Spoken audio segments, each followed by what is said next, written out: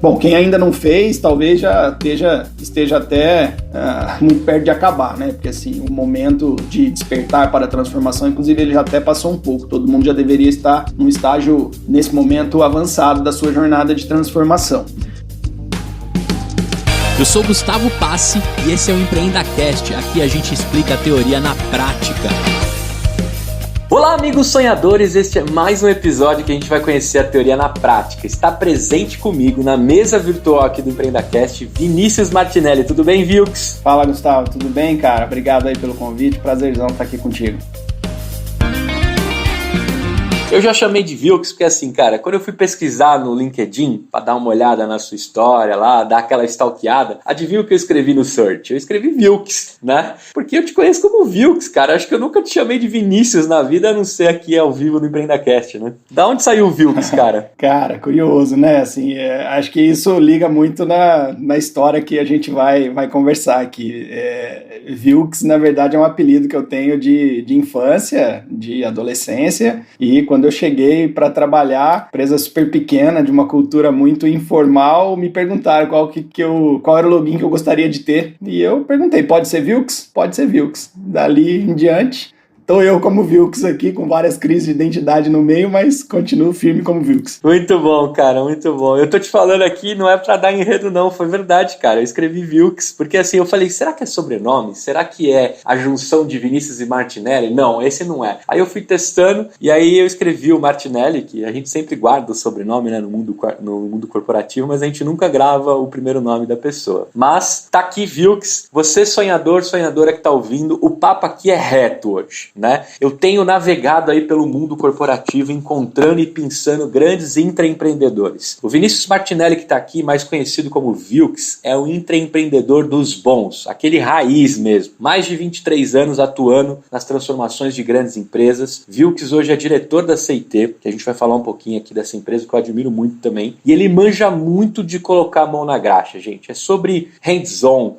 sobre ter graxa debaixo da unha, né? Você quer saber se o cara trampa, mano, pede pra ele mostrar a mão dele, né? O cara ou a mina, né? Independente. Aí você quer saber se a pessoa de fato trampa, pede pra ela mostrar as mãos. Se tiver graxa debaixo da unha, é porque entra debaixo do carro pra consertar e não tem tempo ruim, né? Além de um cozinheiro de mão cheia, né? Fica com a gente até o final desse episódio que vai ter uma receita no fim. Ele nem tá sabendo disso, eu peguei ele de surpresa, mas eu sei que ele é um cozinheiro de mão cheia. Ele só não escolheu bem o time dele, que depois a gente vai contar qual o time que ele escolheu e botou a molecada dele pra torcer também. Vilks, bem-vindo ao EmpreendaCast. É um prazer imenso ter você aqui. A gente costuma dizer sobre energia, sobre frequência, né? A gente não, né? Eu acredito muito nisso. E a primeira vez que eu me deparei contigo, cara, foi nessa situação de enfiar a mão na massa, né? Menos PPT, menos gogó e mais ação. Eu acho que isso resume bem o estereótipo, a figura que eu tenho de você. De um cara que chega lá e põe pra funcionar independente da cadeira que tá sentado. E eu queria saber de você, cara, como é que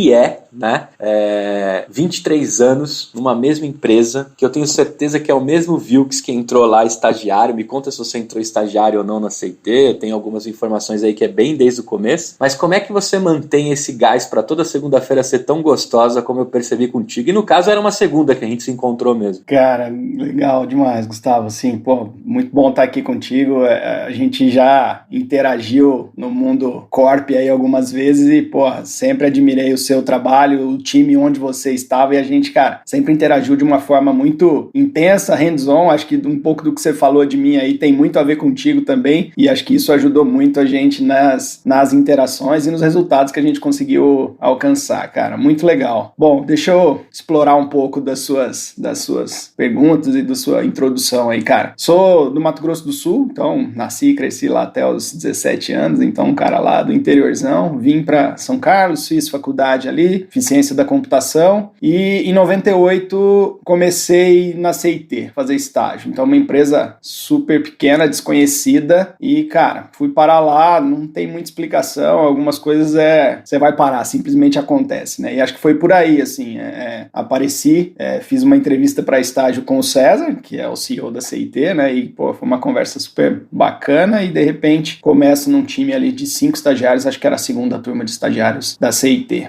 E aí, cara, passei por diversas etapas, né, assim, nesses 23 anos, então, desenvolvimento, nunca fui um nerdão tech, um cara super tech, sempre gostei mais de estar no cliente, estar na ponta, ouvir impacto, conectar impacto de negócio e uma liderança, assim, sempre gostei também muito cara, minha vida eu organizava tudo que fosse possível, sabe, você vai acampar, eu organizo a lista de que tem que levar, você vai formatura, eu de colegial, de qualquer outra, né, ensino médio, eu também tô lá nesses grupos organizando, sempre gostei, vai viajar, eu faço roteiro, então assim, eu gosto de estar, então naturalmente eu fui pro lado da gestão, tenho um mínimo de entendimento técnico e, cara, fui participando, eu acho que aceitei uma empresa de 23 anos, né, que trocou, 23 anos eu estou lá, né, aceitei uma empresa de mais de 25 anos, né, e que trocou de pele diversas vezes, né, então hoje somos especialistas digitais que apoiam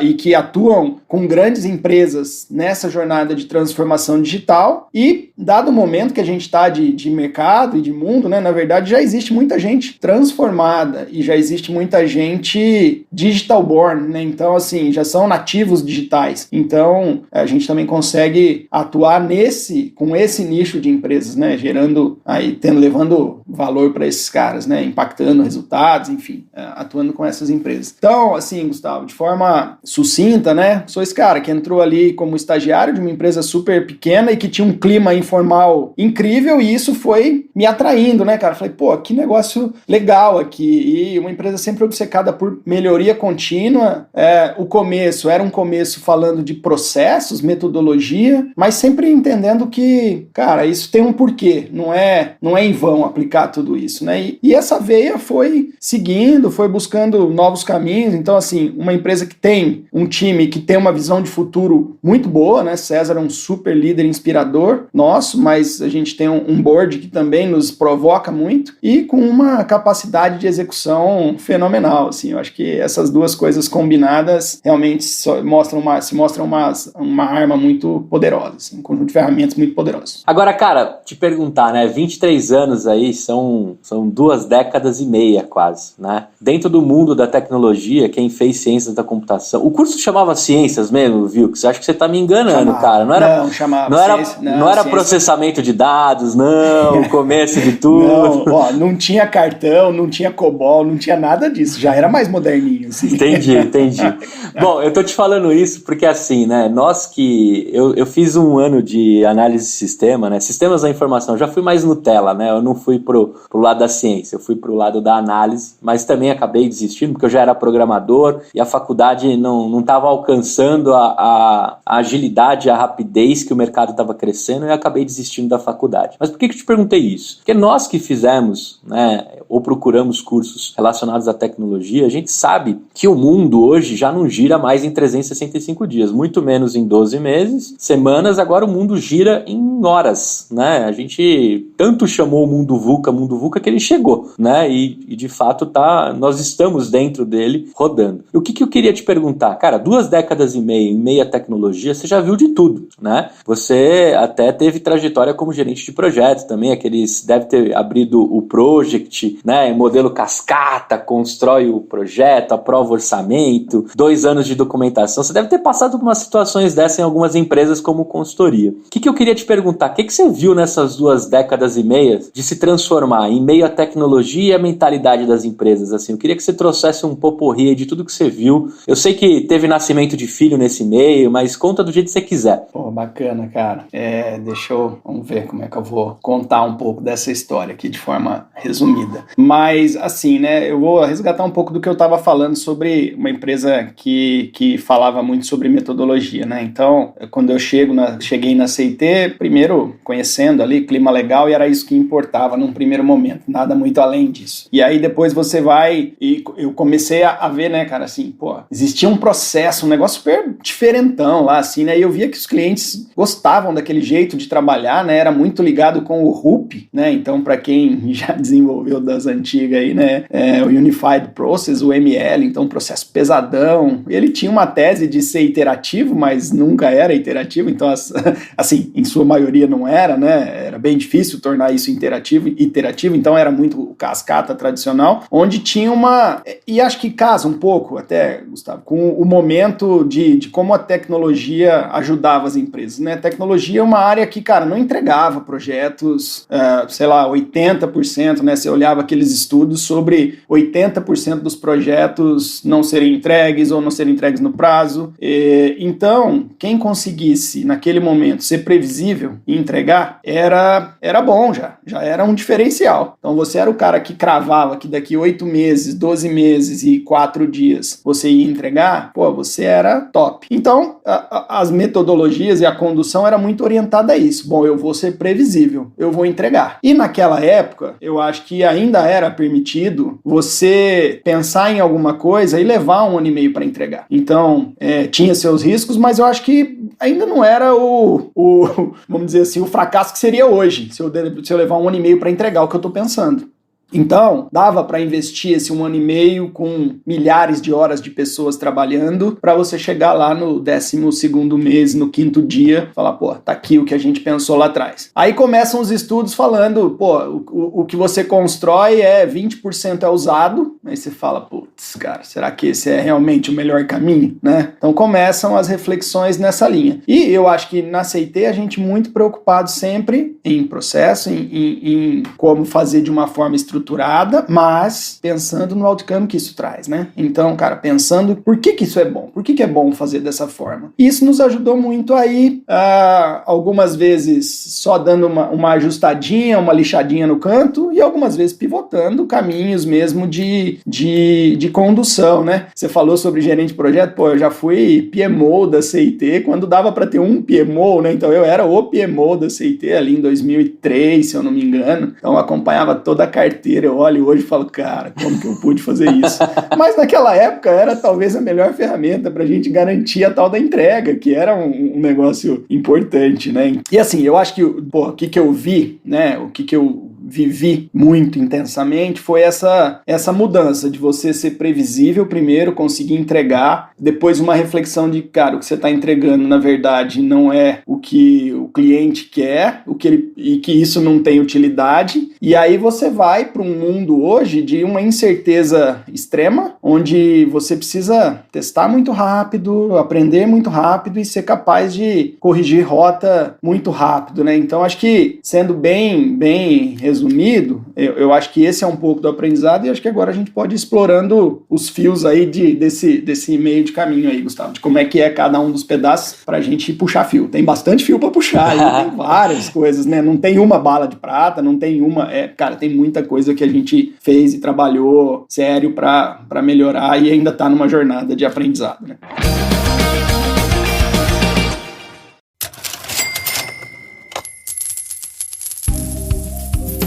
E aí, sonhador, e aí, sonhadora, eu tenho um recadinho aqui pra você. É o seguinte, imagina que você começou a sua startup e deu algum quiprocó aí que você tá precisando de um auxílio jurídico. Eu tenho que te apresentar aqui o nosso novo parceiro, juridicopurassinatura.com.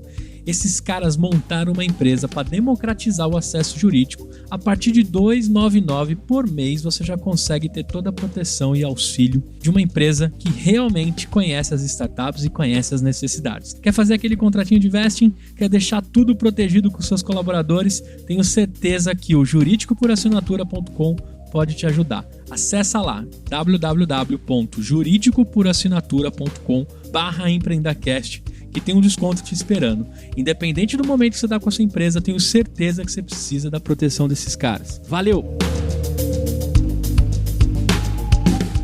Agora, não precisa ser nas 2 décadas, mas de repente em uma década, assim, teve cliente que você foi lá com um chapéu e uma mentalidade e você voltou recentemente com outro chapéu e outra mentalidade? Acho que isso seria um case legal, assim. Tem Cara, nesse crescimento junto com a CIT?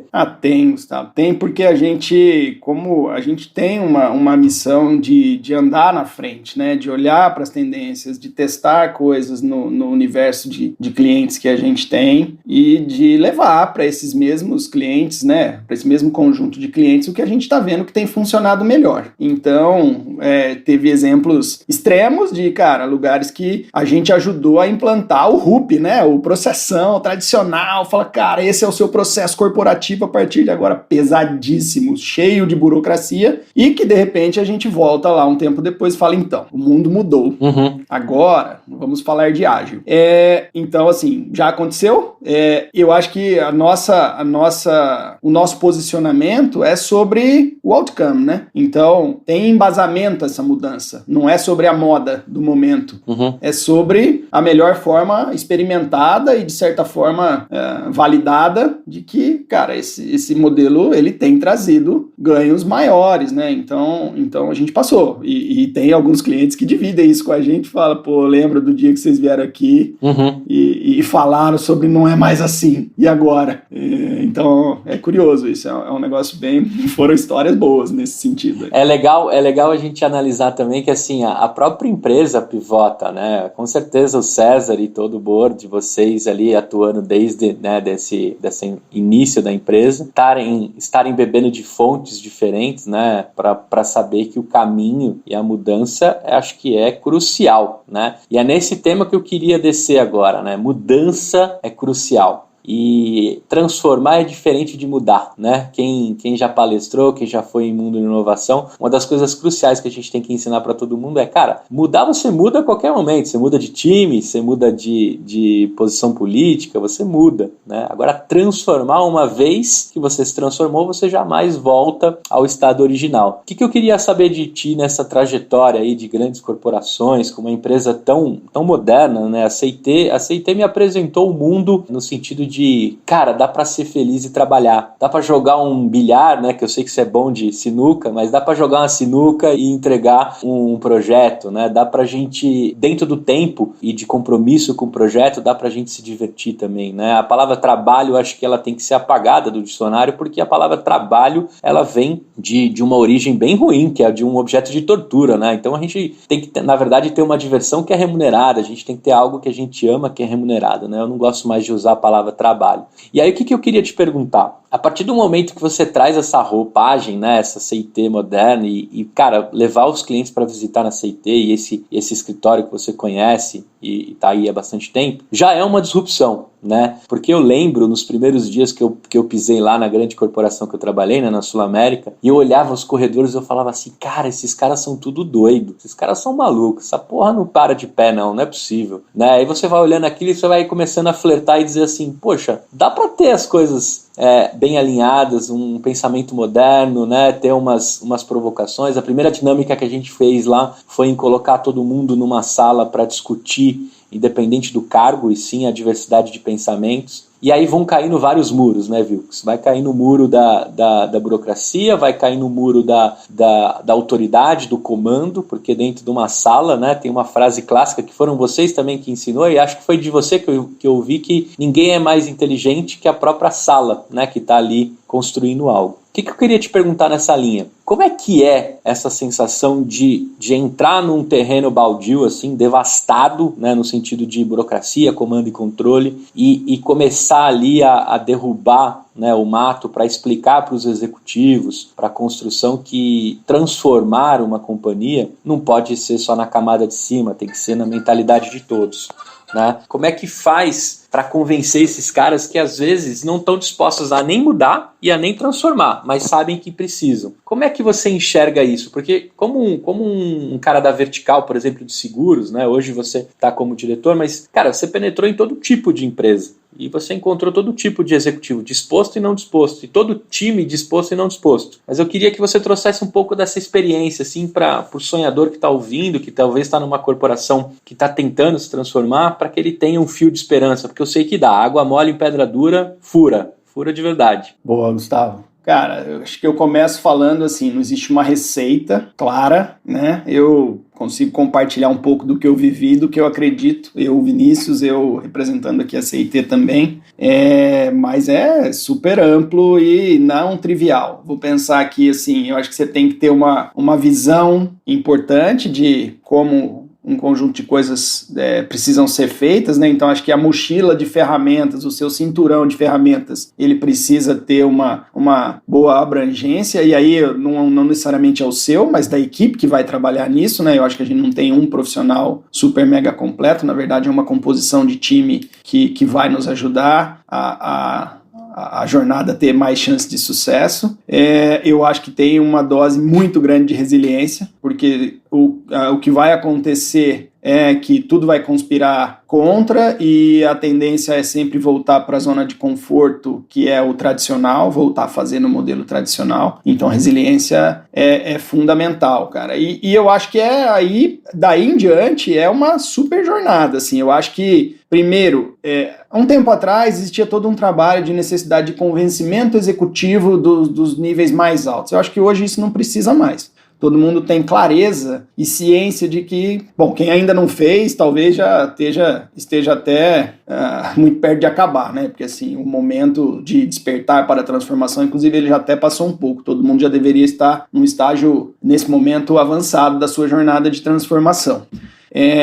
Então, no nível executivo, eu acho que é um desafio, talvez, nesse momento, menor de embarcar nessa situação. Quando você olha para os times, uso o termo aqui frontline, que é a galera da execução mesmo, para eles é muito melhor. Você começou falando, né, antes da pergunta, sobre um clima legal, dá para juntar trabalho com diversão, entre aspas. Então, assim, cara, um grande benefício dessa jornada de transformação é que é muito mais legal trabalhar nesse modelo. É muito mais vibrante, as pessoas se sentem ouvidas, empoderadas. Então, poxa, é muito mais, né, gratificante e você consegue conduzir sua jornada, sua carreira, opinar. Então, é muito legal também. O desafio maior tá nesse time do meio, né? Nessa liderança média que aprendeu de um jeito, chegou num momento de carreira de maior maturidade e do modelo tradicional de comando e controle. Agora ele chegou na zona de comando e bem na vez dele você vai fazer todas essas mudanças, né? E mais, né? Ele vai precisar se reinventar, porque ele foi forjado numa cultura anterior e um jeito de fazer anterior. Muita gente consegue se adaptar, percebe isso como uma oportunidade, mas essa camada, ela tem talvez a camada mais difícil, e aí média liderança, dependendo da organização, chega em nível de diretor, né? Chega, assim, média não necessariamente é o coordenador ali. Então, esses envolvidos é que precisa de um trabalho grande realmente, e aí bons caminhos que a gente já seguiu, né? Achar os parceiros, os caras que, estão engajados, e ali você escreve as histórias de referência, as histórias poderosas que faz os outros olharem para o lado e falar, puxa, o que esses caras estão fazendo ali? Que parece que é interessante eu olhar também. Um outro ponto, quando você começou a conversa lá na introdução, também você falou um pouco sobre hands-on, execução, né, cara, graxa, e eu acho que tem muito sobre isso. A liderança precisa participar ativamente. Claro, cada um na sua camada de contribuição, mas é uma liderança, esse novo mundo é uma liderança que executa bastante, né? Então, não é sobre uma jornada de transformação, não é sobre os altos executivos falarem, legal, podem ir lá fazer a transformação. E ele tem que demonstrar no dia a dia que ele é um dos realmente líderes dessa jornada, e ele precisa conhecer o que ele está implantando na empresa, o que ele está buscando, e ser um exemplo no dia a dia sobre isso, sabe? Eu acho que esse é um ponto chave aí na virada também, no sucesso.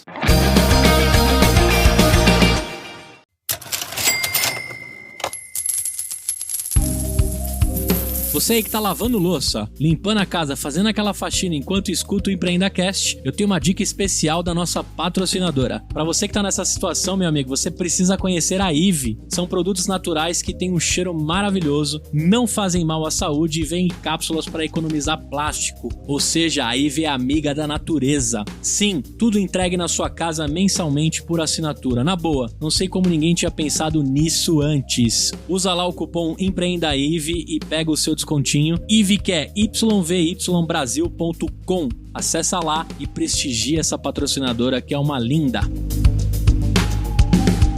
Eu achei legal você ter comentado que assim, hoje está um pouco mais fácil, porque acho que o próprio buzz, né, o próprio LinkedIn, a própria informação, a própria mídia, meio que deixou esses caras cientes que é o seguinte, cara, se você não embarcar, né, você vai ficar para trás, no sentido de se movimentar, né? E quando a gente entra numa companhia, você falou alguns pontos importantes, eu acho que tem um verbo, acho que é crucial, principalmente dessa parte da camada que eu chamo de carne dura, né, onde a carne é dura, você precisa botar amaciante, né, precisa dar uma incrementada nessa carne, porque se fizer churrasco vai ficar ruim, né? Por quê? Ali, né, a gente tem uma dificuldade imensa de falar pro cara e fazer com que ele confie, né? Acho que o verbo confiar dentro de uma transformação, para mim ele é crucial, né? E eu aprendi muito com isso e agradeço imensamente de ter me tornado um líder em meio a uma transformação, que é sobre confiança, né? A partir do momento que você empodera o seu liderado, né, a sua equipe, você fala assim, vai lá, cara, tá aqui a foice, esse é o terreno, esse é o mato, corta. A hora que você sair do outro lado, se você tiver algum problema, você me chama, né? Pra eu te ajudar a botar fogo no mato aí. Mas vai que eu acredito em você, eu confio em ti que você vai sair do outro lado. Isso é uma coisa muito difícil no mundo corporativo, quando a gente pega algumas lideranças, algumas discussões, que tem muito chefe, não vou usar nem a palavra líder, que não confia nos seus times, que tem que estar ali na microgestão, tem que estar dentro do assunto, tem que aparecer o tempo todo. E não é sobre isso quando a gente fala de uma transformação, né? Eu acho que tem tanta luz dentro do tema, tem tanto espaço na foto, que o retrato é tão grande que cabe todo mundo na foto. E por que eu estou entrando nesse assunto, né, Vicos? Porque eu sei que quando você começa numa conta, numa empresa, que você tem ali a missão de levar, né, toda essa mochila, todo esse cinturão da CIT e desses Batmans aí que vão, né, ajudar aquela companhia, é sobre formar os Robins também e outros Batmans, né? Porque não adianta também a CIT entrar lá e com toda essa cabeça, né? A gente brincava, não adianta vir os caras do cabelo colorido aqui, que a gente não vai pintar o cabelo, né? A primeira coisa que a empresa fala é, não vou pintar o cabelo. E eu sei que vocês têm ali muito do mindset. Eu não queria usar essa palavra aqui, né, para não usar mais um buzz aí de LinkedIn, mas assim, é muito mais sobre vocês convencerem ali essa camada para depois esses Batmans, esses Robins ali se transformarem também. E você tocou num assunto que eu acho que é crucial, né, e eu lembro muito disso, né, a CIT tem um protagonismo incrível dentro da Sul América quando se fala de transformação, e eu lembro que nos primeiros caminhos ali, eu tive a oportunidade de trabalhar isso, agradeço demais o Cristiano Barbieri, o Alexandre Puccini, Ricardo Prats, que foram os caras que me deixaram viver isso, que era um lance de energia, de frequência, né? Quando chegaram os caras lá do cinturão do Batman, dos cabelos coloridos, logo você já vai percebendo, opa, eu quero estar no meio dessa Liga da Justiça aí, né? Eu quero estar com esses caras, eu quero aprender a usar o cinturão também, né? E eu acho que isso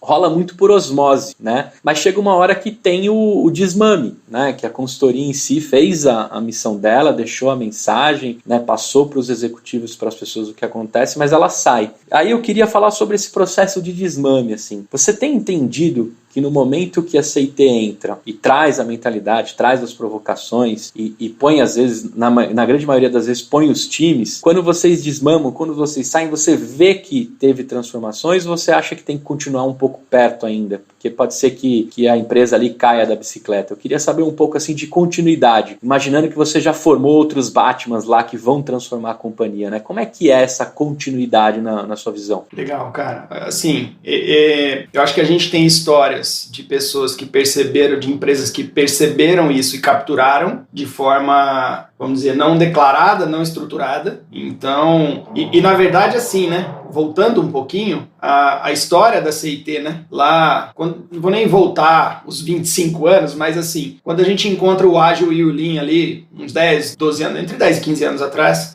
e a gente começa a fazer de um jeito diferente, provocador, questionando valor, né? Que valor isso gera, o que eu estou fazendo vai gerar, e algumas empresas rapidamente perceberam que, cara, esse jeito de fazer é diferente. Estou interessado não só no produto que você está construindo, mas nesse jeito. Eu queria ver meu time trabalhando desse jeito, me provocando desse jeito, preocupado com o resultado. E aí isso vira uma oferta, um serviço que a gente começou a oferecer para o mercado, né? Então, eu acho que tivemos exemplos de empresas que olharam, observaram e de uma forma não estruturada capturaram isso, e algumas empresas de forma declarada mesmo, né? Passando pelo processo que a gente usa lá, o Lean Digital Transformation, né? Essa transformação que usa princípios lá do Lean, da indústria, da manufatura e o mundo digital, né? Então, existe essa forma estruturada de passagem de conhecimento. Mas, assim, as pessoas, eu acho que aprendem, capturam, mas tem muito da cultura da empresa, sabe, Gustavo? Eu acho que, assim, se a empresa que você tá não embarcou de verdade, e embarcar de verdade significa realmente respirar esse novo jeito de fazer, praticar, porque a tese de mudança de cultura é o que você faz no dia a dia que dita a cultura da empresa. Não é o que está na parede, não é o que os líderes pregam, discursam, mas o que eles fazem no dia a dia, o que eles são exemplos, o que acontece no café, no corredor, quando dá um problema, como se comporta. É nessa hora que a cultura aflora e se prova, né? Então, tem um pouco de transferência de conhecimento, mas eu acho que tem um despertar da empresa e um engajamento da empresa nessa jornada, sabe? Tem aquelas teses sobre quantos vão adotar e embarcar na largada, depois você transforma mais um pouco e quando passar da metade isso já deu certo, e tem aqueles que naturalmente não vão entrar na jornada. Tem todas essas teorias sobre mudanças e adoção de mudança, né? Mas eu acho que tem muito a ver com a liderança entender de verdade o que significa. Eu acho também que passa por uma transformação individual. Então, todo mundo precisa fazer a sua reflexão do que é essa transformação de verdade, para você conseguir ser mais do que um patrocinador, você ser um exemplo da transformação, um role model da transformação e permitir que esse ambiente novo seja criado. Então, existe a transferência, as pessoas aprendem, é muito mais legal, então isso desperta um interesse maior e várias jornadas aí mas é um pedaço, né? É um pedaço esse novo jeito de trabalhar. Sim, cara, tem material super abundante hoje em dia, né? Vídeos, tutoriais, exemplos, eventos, cara, coaches, tem muita coisa para você capturar a teoria, mas eu volto para a execução porque ela valida muito e ela te faz testar e ajustar para o seu contexto, né? Cara, e daí tem várias possibilidades de exploração, né? Como que você adapta, como que você experimenta, assim, ó, o papel do líder, né? O líder de hoje, ele sempre teve um papel importante, mas assim, quando você fala do cara que não confia, né? Ele precisa ser alguém que dá os grandes direcionadores e ele dá o cercadinho, não sei se é o melhor nome, mas ele dá um cercado para aquele time e fala, ó, gente, esse é o nosso cercadinho, são as nossas fronteiras de atuação. Daqui em diante, vocês estão empoderados para pensar no como fazer, inclusive para experimentar mais de uma forma de fazer para ver qual delas se mostra melhor. E aí você ter uma capacidade de medir tudo isso e ajustar a rota. Então eu acho que esse é o caminho, né? Esse, para mim, é o novo líder. Ele dá os guides, ele define o cercado, depois disso, ele pode até participar da construção das ideias, mas aí ele participa como mais um dentro da sala, com um voto de mesmo peso, com participação, e é nessa hora que você vê se você está transformado ou não. O líder está na sala, a sala está se comportando igual se ele não estivesse? Cara, se isso estiver acontecendo, a cultura ali de colaboração, de empoderamento está funcionando bem, é um ótimo sinal. Cara, agora que você tocou nesse lance da construção da sala, né? A gente tá entrando numa parte mais ferramental, já que a gente citou aí o cinturão. Eu sempre lembro do cinturão do Batman, né? Que ele vai tirando as coisas ali conforme a necessidade, ele se adapta rápido, né? Acho que se fosse eleger um super-herói da transformação, acho que o Batman talvez seja o mais próximo disso, né? Usando não superpoderes, e sim ferramentas, né? Mas por que eu tô te falando isso, né? Que a partir do momento que você tá rodando dentro de uma dinâmica, do que a gente está falando, né? A gente está falando de ferramental e alguns até com 2 décadas também de existência que sofreram alterações, né? Você tocou aí no Lean, e aí a sonhadora aí já deve ter estudado sobre Lean.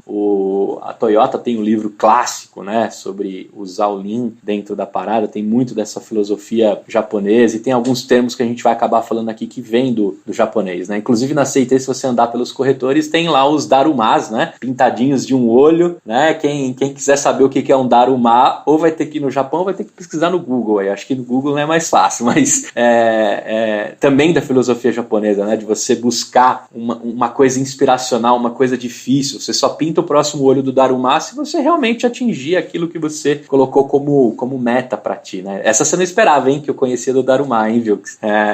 E eu sei que tem nas salas de reunião lá. Pra mim aquilo significa bastante. Inclusive o tamanho do Daruma é o tamanho do seu sonho, assim. Lá tem os grandões, né? O César e vocês aí costumam sonhar grande, porque dá o mesmo trabalho de sonhar pequeno, e não é frase motivacional, não, é realidade. Bom, o que eu queria falar disso, Vilks? Que quando a gente entra no ferramental e a gente pega o nosso cinturão de ferramentas, tem uma coisa que eu aprendi com vocês lá e eu adorei, hoje eu falo aos 4 cantos, né, que a gente também não vira papagaio de pirata, mas quando a gente acredita no negócio, a gente começa a replicar e mostra, né, mata a cobra e mostra ela morta. Acho que esse que é o legal. E a gente faz lá assim que vocês chegaram na Sul América, rolou um roxinho, né? Um roxinho pra cá, roxinho pra lá. Eu falei, que porra que é roxinho, né? E eu fiquei até pensando, vamos fazer um roxinho, né? Brincar de roxinho. Na minha época, brincar de roxinho era perigoso, né? Mas, brincadeiras à parte, assim, quando a gente fala dessas ferramentas, né? A gente vai tocar muito aqui pro sonhador e a sonhadora entender que a gente vai falar sobre metodologia ágil, pivotar, testar, né? Pagar pra ver ali, às vezes na hora, né, o mínimo viável de um produto. Vai vir uma sopinha de letrinhas aqui, mas que faz muito parte desse mundo que a gente está vivendo. Eu queria que você entrasse no Roxin, que eu nunca vou esquecer um que você comandou lá na área de pedacinho da Sul América. E aí você entrou com essa ferramenta. Você consegue explicar para minha galera da onde vem o Roxin? Qual que é essa metodologia? A gente não precisa detalhar aqui, mas eu queria que você discorresse sobre ela, para a galera entender que a gente começou esse papo falando muito de mindset, mas depois a gente entra nas ferramentas e ali acontece a transformação. A sala sai mega inteligente. Você consegue falar um pouquinho sobre isso? Cara, consigo sim. Acho que é uma ferramenta que a gente usa muito aqui na CIT e que passou por essa evolução de quase 15 anos aí, né? Quando a gente encontra o ágil, né, sai da fábrica de software, vai para o mundo ágil e logo depois encontra o Lean, que é um super complemento, uma ferramenta super poderosa.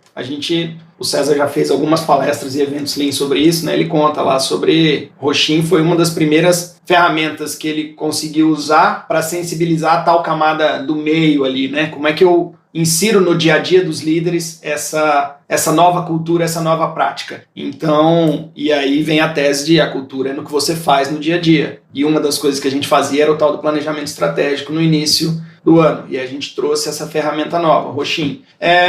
E é antigo mesmo, né? Já tinha visto esse conceito em clientes lá em 99, 2000. Eu me lembro que a gente atuava em alguns clientes e eles já falavam sobre Roxin. Então, assim, você vê que é uma coisa antiga, não é uma moda, não é nada inventado agora. E ele tem alguns princípios importantes, né? O primeiro de definir o norte verdadeiro, né? De para onde a gente quer ir. E aí quando e esse é um passo extremamente importante, e o papel da grande liderança, né? Da alta liderança, apontar para onde a empresa vai, para onde a gente quer ir. Depois vem um trabalho de desdobramento. Depois de todo o exercício de planejamento, vem o conceito do desdobramento, da execução. Então, o Roxin Kanri, né? Ou Kanri, não sou especialista na prática de japonês, mas tem esse segundo nome aí importante, essa segunda palavra importante, que é sobre desdobramento, acompanhamento e melhoria. Então, tem muita empresa boa de planejamento, mas a execução desse planejamento e trazendo para os dias de hoje a medição e a correção de rota, ela é cada vez mais fundamental, né? Então, pensando aqui, tentando resumir um pouco o Roxin, né, tem um trabalho, e aí tem uma outra ferramenta bem poderosa que é o A3, que é uma outra ferramenta do Lean super, super poderosa, mas que no fundo ele fala muito sobre que problema de verdade nós estamos resolvendo. Então, assim, um consenso do time que está trabalhando ali para resolver esse problema, de qual é o problema. Numa visão 360, pensando em áreas que são impactadas por esse tema, e numa visão de profundidade, da liderança ao chão da fábrica, usando o Lean, né, como referência a quem está lá fazendo, lá no Gemba fazendo mesmo, né? E aí esse processo, ele é difícil. Ele é doloroso, porque você tá numa área, você acha que o problema é da outra área. E aí a outra área acha que o problema é na sua. Então como é que você põe todo mundo na mesa e entende esse problema de forma poderosa? E aí, assim, dados, evidências são muito importantes para você ter clareza de que essa é a sua situação atual, esse é o seu problema. Mas a tese é que, uma vez que você estabeleceu o consenso de onde você está, de que problema que você está querendo resolver de verdade, a solução depois, ela sai de forma muito mais natural, com a vantagem de já sair alinhada com todo mundo que vai participar. Porque é muito comum no modelo clássico você ter uma parte das pessoas e uma parte do todo daquele problema que você está resolvendo, pensando na ideia, e depois tem um trabalho de rollout e de engajamento das pessoas intenso. E aí todo mundo começa a trazer contribuições, provocações, e por que você pensou assim. Quando você vai para o Roxin e usa o A3, você tem um trabalho intenso e já tivemos discussões muito fortes na CIT ou em clientes sobre a realidade. Mas depois que você chega no consenso, cara, isso sai de uma forma muito mais natural a solução. E aí pensando se eu puder emendar aqui, pensando na transformação dessa ferramenta, né? Lá no começo, o estilo clássico, né, 2010, 2011, o estilo clássico, um pequeno grupo, 2 ou 3 especialistas levantando dados, discutindo sim numa visão 360, mas de uma forma mais tradicional. De repente vem o mundo do digital, do design thinking, da facilitação, colaboração, vem um pedaço de empoderamento, autonomia, vem diversidade, né, cara? Então, assim, a gente vem trazendo componentes para o Roxin muito alinhados com as mudanças do cenário econômico, do cenário mundial, global, de negócios das empresas, né? Então, você sai de um cara lá com o papelzinho indo anotar e entender o problema, ou um pequeno grupo, para uma sala que opina. Claro, os líderes, volto a insistir, né, tem um papel importante em apontar o norte, em falar para onde, em definir o cercadinho ou guardrails, né, fronteiras onde as coisas precisam ser trabalhadas, mas uma sala colaborativa agora que consegue propor, entender esses problemas e propor ideias boas. E, cara, isso soma muito com diversidade. Quanto mais diversa a sala, as ideias são melhores e capturam a realidade de muito mais gente. Então a chance das suas ideias e hipóteses de solução serem mais assertivas é muito maior. Então você consegue ir combinando, você vê, esse conjunto de conceitos novos com técnicas e ferramentas lá de 50, 60 anos atrás. E uma outra componente também de um Roxin mais modernizado tem a ver com o jeito de implementar as soluções, né? Porque no começo a gente também saía de um Roxin com a solução extremamente detalhada por um grupinho ali que pensou. Mesmo que fosse um grupo multidisciplinar, 360, mas ele ia até o fim. Hoje a gente precisa ter variedade, velocidade, capacidade de experimentar, reconhecer o que está funcionando e abandonar o que não está funcionando. Então hoje a gente tem um tipo de Roxin que as soluções, na verdade, são talvez temas a serem explorados, teses, alguns num nível um pouco mais estruturado de hipótese, que até declara o sucesso dela, mas com uma permissão de alguns grupos ou as áreas que vão usufruir dessas mudanças experimentarem mais sobre o como, contribuírem sobre o como e, de repente, até mais de uma solução para entregar aquilo, para testar qual é a melhor, sabe? Então, você vê que você amarra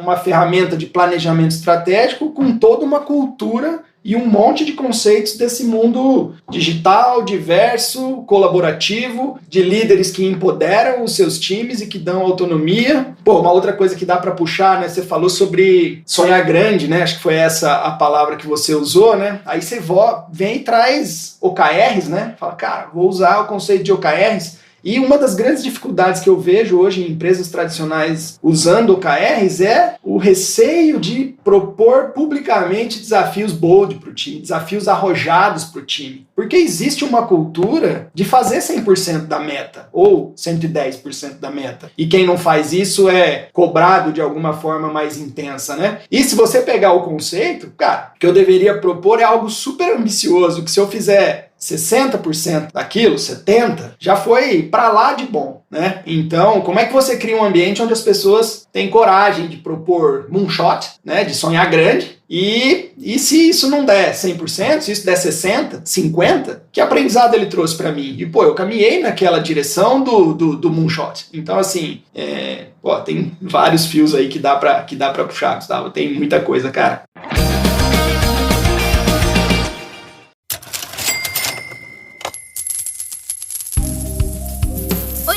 Tudo bem? Eu sou a Vitória da Bluefields Aceleradora e eu já sei, você teve aquela ideia sensacional durante a pandemia de mudar o mundo através do empreendedorismo, de realmente causar um impacto na sociedade, mas você não sabe por onde começar, você não sabe nem como validar a sua ideia. Mas fica tranquilo, nós estamos aqui para te ajudar. A Bluefields é uma aceleradora de negócios voltada para impacto social e tecnologia, tá? Justamente para te ajudar no caminho para validação, nessa aventura que é empreender. O Sparks é o nosso programa de validação, dura 72 dias, tá? E as inscrições já estão abertas. Ele começa dia 27 de maio, então você precisa correr com a sua inscrição. O Sparks, ele tem 4 etapas que culminam em um pitch day. Então, além de ter acesso à imersão em startups, startup game, startup tour, design sprint, mentorias, facilitações e acesso a metodologias ágeis, no final você ainda vai poder ficar frente a frente com redes de investimento anjo e falar da sua ideia. Olha que sensacional! Então a gente se vê no Sparks. Até lá! Cara, eu gosto de conversar contigo, Wilkes, porque assim, ficou muito claro aqui, né, que, por exemplo, para o sonhador entender aí, de repente ele está começando a startup dele, e a gente é muito viciado em pensar na solução, né? Acho que é o maior erro de todo empreendedor, de todo gestor, de todo executivo. A gente fica ali pensando na solução. E aí você está escovando os dentes, tomando banho, e você fala, pronto, achei a solução, né? E você pouco pensou no problema. Quando a gente entra numa sala dessa para discutir, a gente pode trazer um exemplo aqui que é o seguinte: precisamos construir uma startup de agendamento de consultas. A gente sabe o quanto é difícil agendar consulta, né? Seja de médico, de dentista ou qualquer outra coisa. Se a gente entra numa sala para discutir algo desse tipo, os grandes problemas dessa parada vão aparecer. O no-show, né, as pessoas que não aparecem depois que marcam pelo telefone, a secretária que se esquecer de escrever na agenda, a pessoa aparece e o médico não está sabendo. E aí você vai achando vários problemas, né? Você vai cavucando isso. E se você não usa essa diversidade que você falou, essas várias cabeças pensantes, você não consegue cobrir tudo, né? Porque se você perguntar para a secretária quais são os problemas do agendamento, ela vai falar algumas coisas. Se você perguntar para o paciente, ele vai falar outras coisas. E se você perguntar para o médico, ele vai falar outras coisas. Acho que eu peguei um exemplo bom de falar as personas e as perspectivas de um problema para a gente colocar na sala para resolver. O que eu estou querendo dizer pro sonhador e para a sonhadora? Que quando você entra numa discussão dessa, se você convida desde o cara lá que está codando o software de agendamento, até a secretária que vai interagir daquele software ou daquela digitalização que você está fazendo, a discussão fica muito mais ampla. E quando você sai dessa sala, você não vai sair construindo a roda de novo e nem sair com um software parrudo. Você vai fazer testes, né? Você tocou aí no Gemba, né? O Gemba, eu acho que é uma das ferramentas mais brilhantes que tem, e parece tão óbvio, mas quando a gente faz um Gemba que a gente se torna, a gente percebe o quanto a gente foi negligente em entender o que está acontecendo, né? O Gemba, da filosofia, e lá no Japão, eu já tive o prazer de visitar o Japão, é de fato você ir olhar o que está acontecendo, você vê o cara fazer a repetição, você vê o que acontece, você passar uma tarde num consultório médico e ver o que acontece com as pessoas que não vão, com a secretária que anota, é você perceber o que está acontecendo ali por trás. E diante disso, né, a própria sala também sugerir soluções. E aí você falou um negócio muito legal que é testar as hipóteses. A gente tem também aquela mania, e tem que acabar com isso, né, da gente pensar sempre no carro pronto, né, o carro andando, né? Eu não queria usar aquele exemplo, mas assim, se você precisa se transportar de um ponto até o outro, o patinete te leva, depois a moto, depois o carro, depois o ônibus, ou sei lá o que você quer construir no final. E a gente até entendeu que esse MVP está sendo rediscutido, né? Será que eu preciso realmente do patinete? Talvez sim, mas dá para colocar mais alguma coisa nesse patinete? Será que cabe? Já tem novas discussões sobre o produto final que você vai ter na construção. Mas o que eu quero dizer aqui, né? Que não precisa ir no Vale do Silício para saber que para construir coisas, né, você precisa primeiro atacar onde dói mais, né? E tudo isso hoje na minha cabeça parece tão óbvio, mas sei lá, se eu voltar 4 anos na minha vida, 5 anos, não era. e para as companhias não são ainda. Então quando a gente faz uma discussão dessa e a sala constrói isso, o grande lance que eu me encantei com vocês lá e na sua facilitação, viu, foi de trazer esse jeito simples de pensar, né? De trazer esse jeito simples de executar. E outra, cara, se tem um dia que eu me senti mega empreendedor na Sul América, um intraempreendedor, e eu sei que você tem isso também, é na hora que termina essa dinâmica do roxinho e a gente fala assim, vamos pra rua testar. Tem gente que fala, caralho, como assim? Vamos pra onde? Não, nós vamos pra rua, nós vamos nos departamentos, nós vamos testar a hipótese, a gente vai fazer um formulário simples, a gente vai construir um negocinho aqui, perguntar se a pessoa gosta ou não, se dá certo ou não dá. Essa é a hora que alguns sentem frio na barriga. Eu sinto uma adrenalina incrível, porque é a chance de você pegar algo que você pensou de hipótese, fazer o mínimo viável para aquilo virar um produto e testar na rua, né? Às vezes o cara fala, cara, é uma bosta isso, eu não vou usar nunca, né? Ou é muito legal, eu acho que isso pode ser o caminho, e aí você testa com vários, você traz isso para a sala, traz os aprendizados, e parece que você evolui 50 anos em 5, né? Se você entrar quem estiver escutando e tiver a oportunidade de entrar numa dinâmica de construção de algo, seja Roxin, Design Thinking, ou o que for, a sensação que eu tenho sempre é que eu entro num portal que me leva 50 anos à frente, só que em 5 horas, ou em 5 dias, ou em 5 anos, mas você consegue essa exponencialidade de futurismo, porque toda aquela sala discutindo isso fica muito legal. Dentro dessa pegada, Vilks, o que eu queria falar contigo? Terminado um roxinho desse, vem a parte mais difícil, né? Você testou algumas hipóteses, você entendeu como funciona, você escutou mais o usuário final, né? O grande convidado a usar aquele software ou aquele produto que for, mas você precisa depois dar continuidade. Aí acho que a gente tem uma mudança bruta aí do que era feito antigamente, né? Porque uma das coisas que todo mundo deve ter percebido aí é cadê a documentação, né? Cadê aquele monte de papel do que a gente vai fazer? Né? Aí você fala, o papel tá grudado na parede aí, vamos olhar todo dia nesses post-its aí, né? E vamos tocar o barco. Eu queria que você comentasse um pouco depois que você sai de um roxinho, que é a hora do vamos ver, na minha opinião. É a hora do vamos ver, vamos colocar isso para funcionar, vamos, né, você tocou em OKRs, vamos medir isso a cada ciclo de X tempo, mas vamos botar para funcionar. Como é que você vê isso depois que você sai da sala? Dá para continuar mantendo essa vibe, essa adrenalina?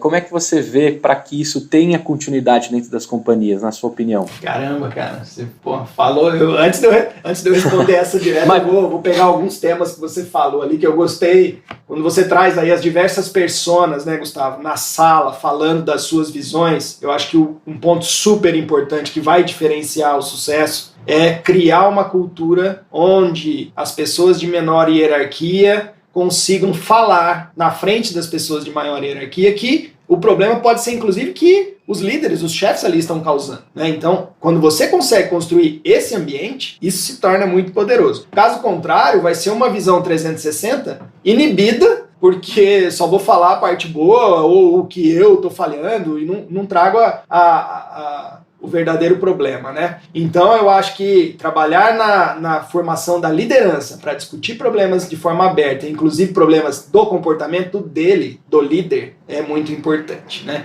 Então a forma com que o líder se comporta ao ouvir algum tipo de problema dele vai dizer se você pode continuar falando de problemas abertamente ou não. Então acho que esse é um tema bem legal do que você falou. Um outro ponto que você trouxe foi o Gemba, né? Então Gemba, você vai lá na produção, né, ver o que está acontecendo, ver as pessoas trabalhando, como é que elas estão, e tem um livro de Gemba que fala sobre Gemba Walk, né, que é fazer essa visita ao Gemba, escutar o que as pessoas lá estão falando, observar, e alguns princípios importantes, né? Vá lá ver, pergunte por que aquilo está daquela forma e mostre respeito, né? Então, também não adianta um líder ir lá no comando e controle e falar que está tudo errado e o primeiro quadro vermelho de sinal de problema que ele enxergar ali, ele procurar o culpado, sabe? Assim, tenta entender. Um papel de líder nessa hora é falar como eu posso te ajudar a melhorar essa situação. O que dessa situação aqui eu posso resolver? E tem um pedaço que é conhecimento que ele tem, que ele pode ajudar trazendo ideias, e tem um pedaço que é navegação, capacidade de resolução de problemas que estão numa esfera diferente daquela que o time pode resolver. Então, pegando um gancho sobre Gemba, eu acho que é uma ferramenta muito poderosa, mas exige também uma mudança e uma abertura para falar e os líderes perguntarem, entenderem o papel dele. Claro que tem responsabilidade, o líder sofre a pressão, é o primeiro a sofrer a pressão sobre resultados, mas existem muitas formas de como chegar do outro lado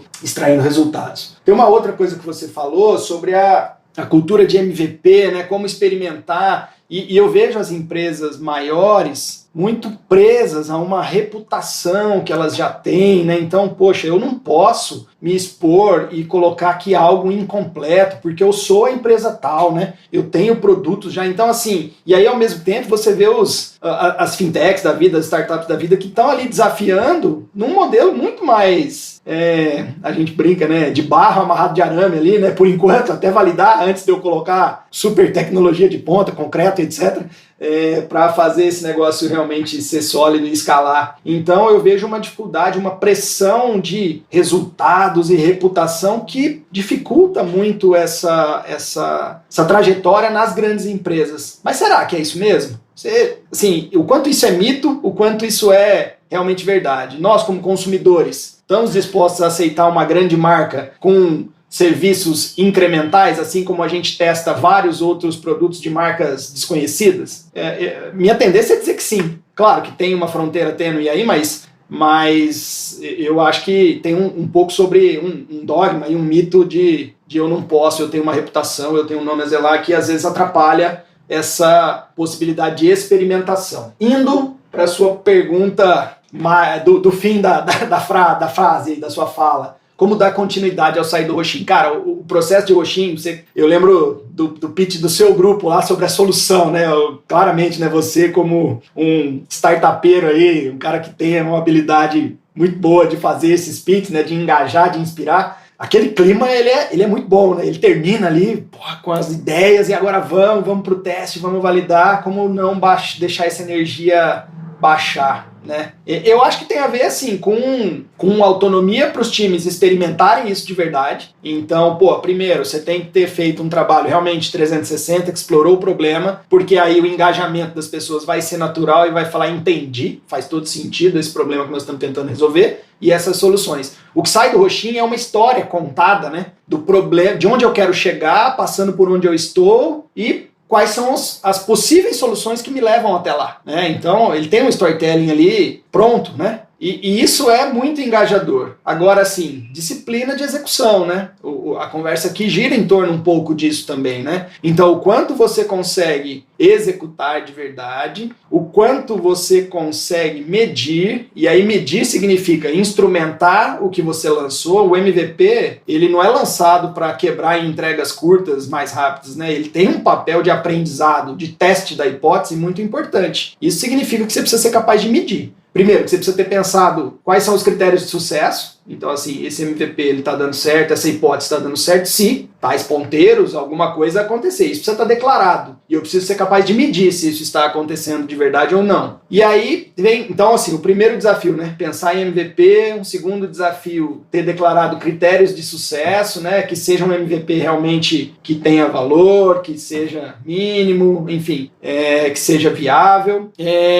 Você declarar os critérios de sucesso e conseguir medi-los. E aí, o conseguir medi-los, na verdade, tem um pouco sobre falar de problemas, né? Então, assim, quer dizer que eu estou medindo e não tá bom? Como é que eu trago aqui pessoas que me ajudam a acompanhar e tomar decisões baseadas no que está acontecendo? Então, eu vou insistir, né, perseverar, vou pivotar porque não está funcionando. E aí tem desafios de várias competências, né, cara? Dados, né? Uma das coisas para eu medir é dados. Eu acesso os dados, né? São coisas básicas, inclusive, né? Eu tenho acesso aos dados do que está acontecendo. Se eu estou colocando alguma coisa que vai vender ou que agenda consultas, né? Eu tenho acesso a quantas consultas foram agendadas, quantas foram canceladas, no show, etc. Eu consigo ter esses dados para tomar minhas decisões? Muitas vezes esses dados estão em silos e eles saem em reportes trimestrais. Então, assim, cara, não dá tempo, né? 3 meses depois sai o dado de hoje, eu já estou com esse MVP lá na rua, tá 3 meses na frente. Então, dificilmente eu consigo saber se aquilo é comportamento que ainda persiste ou se foi um momento, né?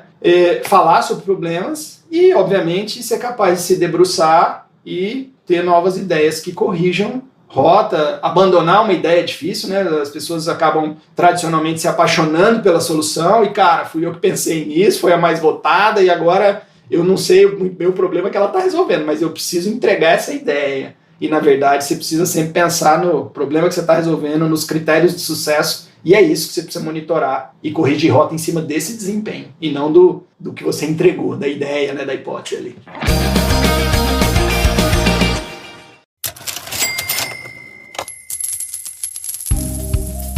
Olha só, sonhador, temporada nova, mais de 100 episódios, e eu queria deixar um recado aqui de um grande parceiro que apareceu em meio a esses 2 anos de EmpreendaCast. É a Save, né? A Save é uma empresa de tecnologia focada em marketing digital. Os caras mandam muito bem em sites, landing pages, e foram eles também que fizeram toda a nova identidade do EmpreendaCast. Eles também manjam de mídias de performance, Facebook, Google Ads, e você pode aproveitar o máximo dessa empresa feita por sonhadores. Um abraço especial pro Rodrigo Teixeira e pro Arnaldo, que são os caras que estão por trás, aí, um dos caras que estão por trás da Save. Acessa lá se você estiver precisando começar a identidade da sua empresa, montar um site, começar a vida dela dentro do marketing digital. Acessa lá, Save, www.savvi.com.br,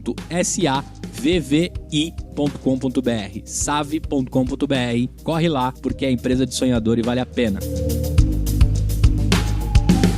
E acho que pra gente finalizar isso, pra galera entender bem, é sobre como você encara as derrotas também, né? Mostrar a sala de troféu, eu sempre falo isso pra todo canto que eu vou. Mostrar a sala de troféu do que deu certo dá um orgulho danado, você abre a porta, tá tudo bonitinho, espanado, né? Brilhando. Agora eu quero ver você abrir a sala das derrotas, onde realmente você teve que aceitar que você fez errado, que você teve que pivotar, que você jogou fora. É sobre você lidar com as derrotas. Isso eu aprendi bastante da cultura do erro, né? E olha só, trabalhei numa seguradora, onde a nossa grande expertise é não tomar risco, é precificar risco, né? A gente sabe precificar risco. Como é que você traz isso dentro de uma discussão de você precisa tomar riscos, você tem que estar com a cultura do erro e entender isso para você poder evoluir e crescer. Então, é sobre essa maturidade também. Eu acho que a companhia que a gente citou aqui, que eu tive um prazer imenso de trabalhar, sou mega apaixonado por ela, continuo, né? Eu tive que decidir entre 2 paixões, mas eu continuo dono da Sul-América, eu comprei umas açõezinhas lá para continuar de olho na empresa, né?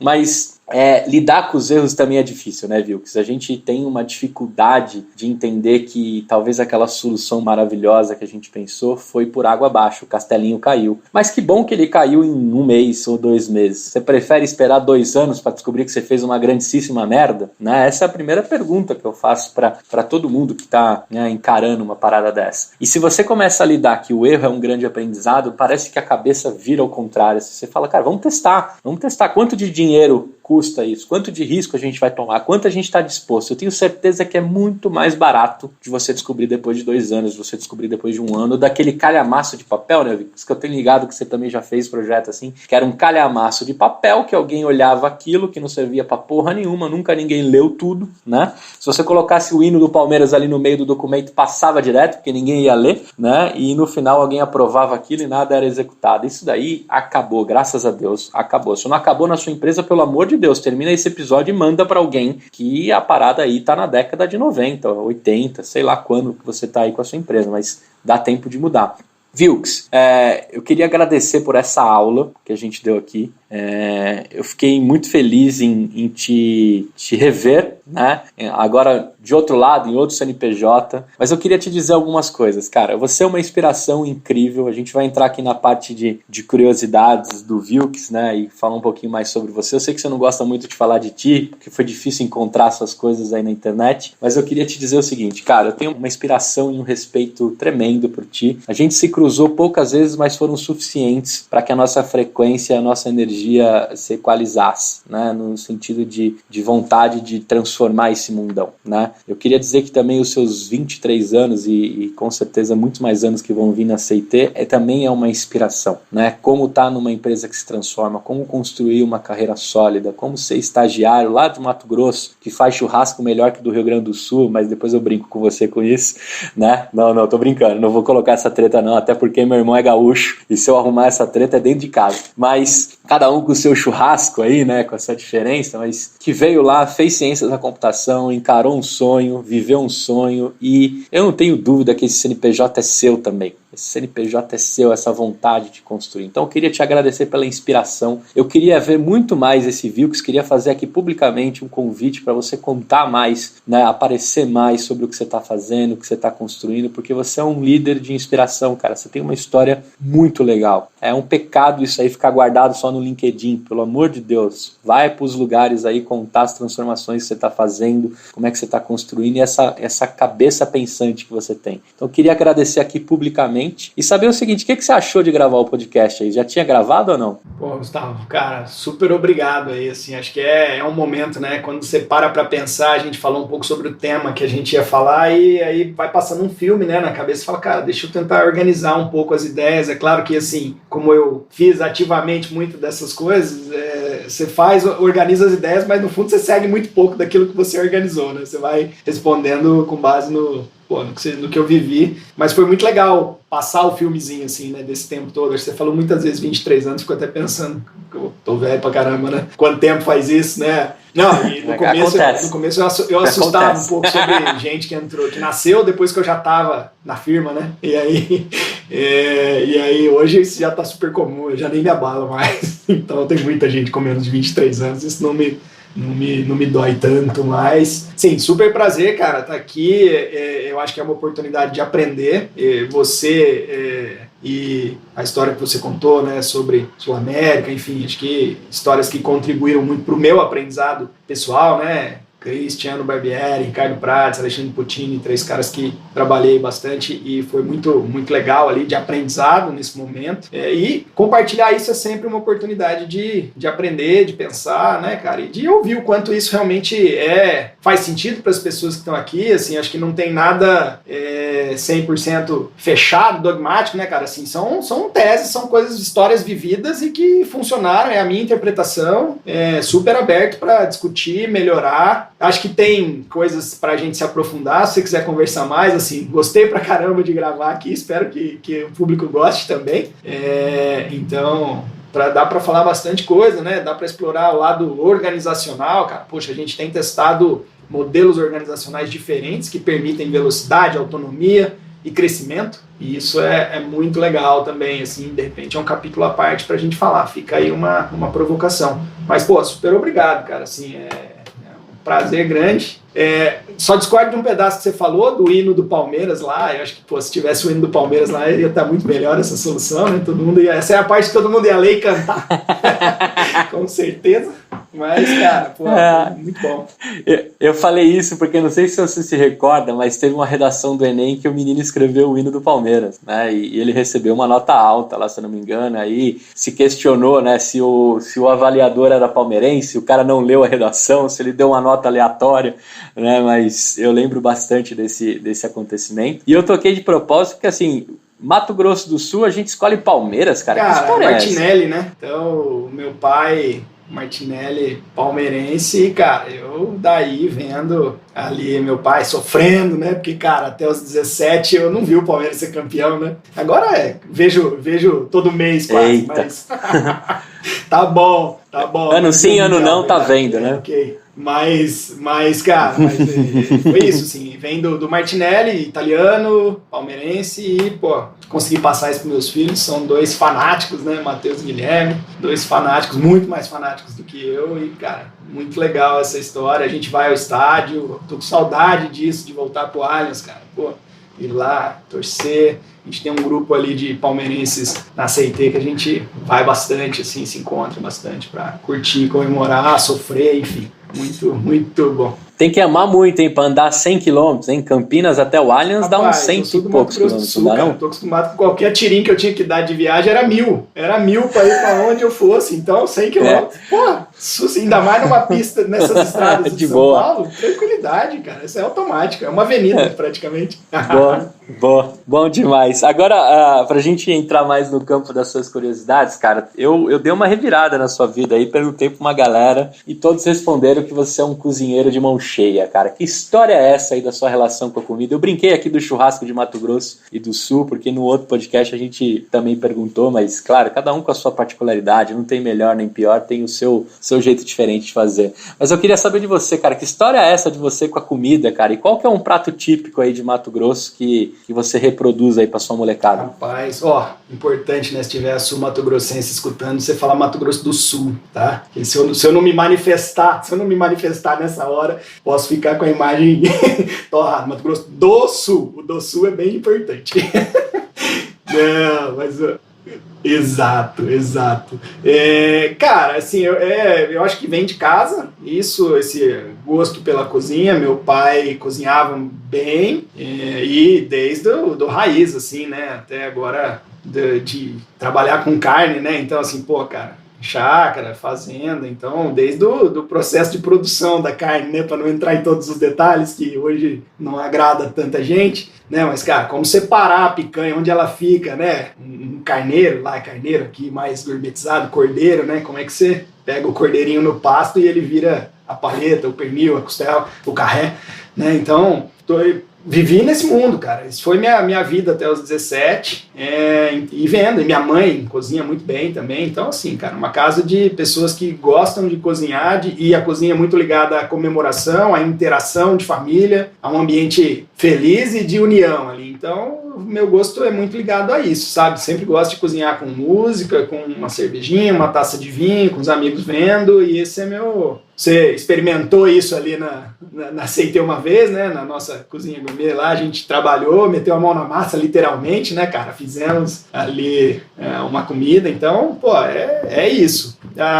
Vem daí. E aí estudei um pouco, eu gostava, era de improviso, aí eu estudei, fiz um curso aqui de culinária, né, não vou chamar de gastronomia, coisas básicas, assim, de dia a dia, então coisas que eu consigo usar bastante, então isso me ajudou bastante. E é isso, cara. Prato típico do Mato Grosso do Sul, eu acho que carne com mandioca, né? Churrasco com mandioca, acho que é algo com mandioca cozida. E aí eu acho que assim, tem alguns pratos, uns cozidos aí de carne, né? Talvez mais paraguaio do que sul-mato-grossense, que é o pucheiro, que vem de osso buco ali com mandioca, uns negócios mais fortes, mais raiz assim, mas cara, que leva aí suas 6 a 8 horas para fazer. Tem legal, eu lembrei de uma aqui, tem uma, por um tempo, né, tem mais gente na CIT lá do Mato Grosso do Sul, né, o Amin, que é um dos VPs lá da CIT, e um pessoal que gosta bastante de carne ali, a gente fazia uma linguiça de carne de vaca, né, 35 quilos de carne a gente comprava, picava tudo na faca, fazia um evento de fim de ano ali, cara, fizemos uns 5 eventos desses, uns 5 anos aí, com alguns pais envolvidos, era muito legal, cara, assim. Então essa linguiça, você procurar na internet aí, linguiça de Maracaju, que é uma das cidades lá do Mato Grosso do Sul, super tradicionais, uma cidade super tradicional na produção dessa linguiça de carne de vaca aí, cortada na ponta da faca. Eu vou procurar aqui, deve dar para encontrar em algum lugar de São Paulo, né? São Paulo tem essa facilidade que você encontra, eu vou atrás, mas a sua especialidade, assim, aquele sábado ou domingão, não sei qual o dia que você gosta mais de cozinhar, ou é na semana mesmo, mas qual que é a sua especialidade, Wilkes, assim, que a molecada já levanta até mais cedo pra ficar na expectativa? Rapaz, olha só, eu não vou conseguir te dar um prato, não. Minha molecada é super eclética na cozinha, cara. Então, churrasco, risotos, carnes com molho, sei lá, gorgonzola. Eu gosto de fazer peixe, gosto de fazer camarão. Cara, eu gosto de super variado, não tem... Fala um prato aí que eu, assim... Nada muito requintado, cara, mas... Risoto de fungo, manja? Com filé, fungo sem filé.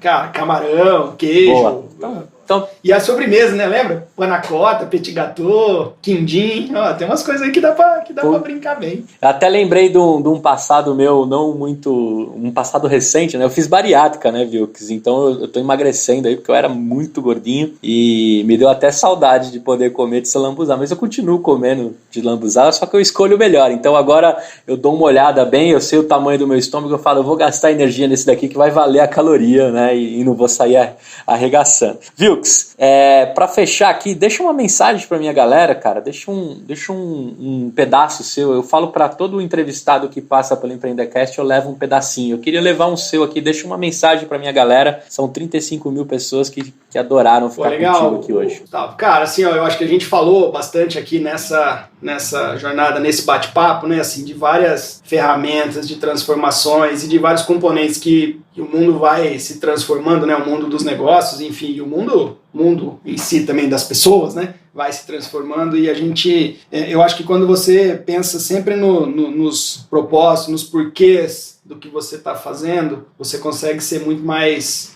perene, né, sem se apegar a um método ao outro método. Então, vejo essa caminhada super importante aí na busca por resultados. Eu acho que tem um pedaço muito importante da liderança, essa liderança, cara, que se mostra frágil, vulnerável, né, para usar palavras bem exploradas nesse momento, né. Então, o líder não é o super-homem, o líder é um cara que também tem suas dificuldades, suas fragilidades, ele não sabe um tantão de coisas. Então, permitam-se, né, líderes, permitam-se mostrar esse lado vulnerável de vocês. Contem com a inteligência coletiva, com a diversidade. Diversos grupos minorizados aí conseguem trazer muita inteligência para a mesa de discussão e para a mesa de execução depois também. Então, contem muito com essas pessoas, porque a gente precisa, né, não só, acho que no papel de empresa, de obter melhores resultados e oferecer melhores produtos e serviços para os nossos clientes, mas no papel de sociedade também, né, de realmente incluir essas pessoas e permitir que elas consigam trilhar seus caminhos, né. Então, eu acho que é um assunto super em evidência, e destaque que não é um assunto de moda, é um assunto em evidência importantíssimo para a gente usar como ferramenta de resultado e como devolução para a sociedade, né, cara? Como a gente realmente ajuda e tem um papel importantíssimo nisso. Então, acho que é um pouco sobre isso o meu recado. As ferramentas, elas vão se modernizando, cara, mas o propósito, ele é bem mais perene. Então, saiba capturar novas ferramentas, tem um propósito claro. Acho que é um pouco sobre isso, cara. Muito bom, cara. Obrigado por toda a sua simpatia. Foi um papo delicioso. Eu nem vi o tempo passar aqui. A gente tá mais de 1h20 conversando e eu fiquei muito feliz em documentar a parte da sua história. Eu vou te convidar mais vezes, inclusive vou te convidar como co-host. Agora você vai ter que se acostumar ou a me falar não de um jeito elegante ou topar tudo que eu te chamar aí, que eu sei que você fala e fala muito bem, cara, né? Agradecer de verdade. Agradecer também todos os seus familiares, todo mundo que convive contigo e transformou esse Vilks, né? Você é um cara incrível, de verdade. Toda a minha admiração por você. Um beijo para toda a sua família. Protejam-se aí em Campinas, né? A gente tá logo saindo dessa situação ruim e de alguma forma a gente vai sair melhor, né? Acho que isso é a minha grande esperança agora no momento, né? Que pessoas deixem de morrer e que a gente saia melhor com esses aprendizados do que a gente está passando agora. Então proteja a sua família aí. A gente se encontra para dar um abraço forte, né? De 20 segundos, aquele que não tem problema, sem máscara, tomara a Deus, todo mundo vacinado nos eventos desse mundão aí. Obrigado, cara, mesmo, viu? Muito obrigado pela oportunidade. Assim, a admiração é recíproca, cara. A gente, acho que da tal da frequência que você falou no começo aí, pô, acho que quando você conhece pessoas que vibram numa frequência que você fala, pô, isso dá match, né? Independente de ser igual, né? Mas você olha e admira, não é sobre ser igual, é sobre você olhar e falar, cara, reconheço ali várias coisas que eu curto também, né? Então, acho que isso aconteceu desde o começo também, quando a gente se conheceu e trampou junto, e teve perrengue, teve coisa boa, enfim, acho que é muito por aí. E, cara, espero também que todo mundo que tá ouvindo aí esteja bem, esteja seguro, esteja se protegendo, cara, e tenha força e paciência pra gente conseguir em breve sair do outro lado aí, que acho que é o que todo mundo espera, né? Poder se encontrar e levar a parte boa desse período, né? Acho que teve ensinamentos muito bons pra nós também, e isso vai nos tornar melhor. Precisamos só ter força e paciência pra conseguir sair disso. Grande abraço, cara. Obrigadão. Espero que sua família aí esteja bem. Seu moleque tá com quantos anos, cara? Tá com 2 anos e meio aqui. É podcaster. Show. Fala pra caramba também. Daqui a pouco eu começo a gravar uns com ele também. Muito delicioso. Bom, cara. Delicioso. Muito legal. Muito legal. João Pedro logo menos aí. Tem que estar com o JP Cast aí. Muito bom. Funcionando.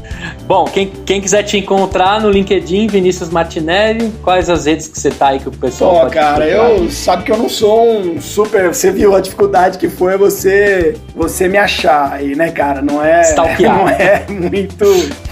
não é muito fácil não, cara, mas é Vinícius A.S. Martinelli no Instagram também eu uso e, cara, e LinkedIn, não sou um cara muito mais amplo do que isso, não. Tá certo. Tá bom? Muito bom. Obrigado, cara. Valeu, meu amigo. Abraço. Até a próxima. Prazer em falar contigo. Um abraço, sonhadores e sonhadoras. Até o próximo episódio. Espero que esse programa de hoje tenha te inspirado e tenho certeza que inspirou, assim como eu saio aqui energizado. Valeu!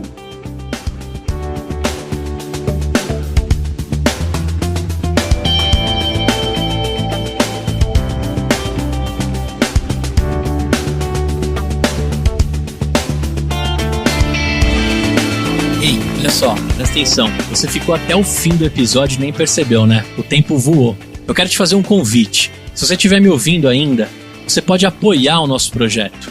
www.empreendacast.com.br/apoio. Lá você consegue contribuir com o valor que você quiser e todo o dinheiro é pra gente comprar mais equipamento, pagar o nosso estagiário, o Luquinhas, que cuida das postagens, e deixar cada vez mais forte a nossa comunidade. Então, se de alguma forma a gente entrega um conteúdo bacana pra você, eu te faço um convite. Apoie o nosso projeto, participe de grupos de mentoria exclusivo e de alguma forma a gente vai tentar também, na sua jornada, te entregar conteúdo diferenciado e bastante desconto aí da nossa rede de parceiros. www.empreendacast.com.br/apoio